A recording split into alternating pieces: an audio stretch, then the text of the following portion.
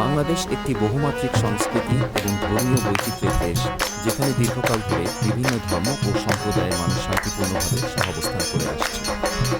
বাংলাদেশে মুসলিম, হিন্দু, বৌদ্ধ, খ্রিস্টান এবং আদিবাসী ধর্মাবলম্বীদের মধ্যে পারস্পরিক সম্মান ও সহমর্মিতার দিকটি রয়েছে।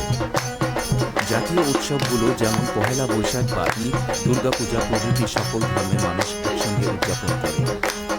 গ্রামাঞ্চলে কিংবা শহরে বিভিন্ন ধর্মের মানুষের মধ্যে পারিবারিক ও সামাজিক সম্পর্ক থাকে।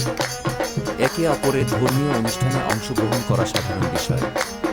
বাংলাদেশের সংবিধান ধর্মনিরপেক্ষতার মূলনীতি মেনে চলে, যা সকল ধর্মাবলম্বীর সমান অধিকার নিশ্চিত করে।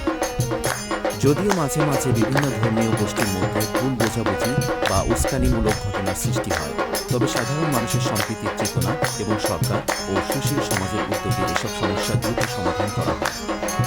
বাংলাদেশের এই ধর্মীয় সম্প্রীতি ও সহাবস্থান বিশ্বের অন্যান্য দেশের জন্য একটি দৃষ্টান্ত।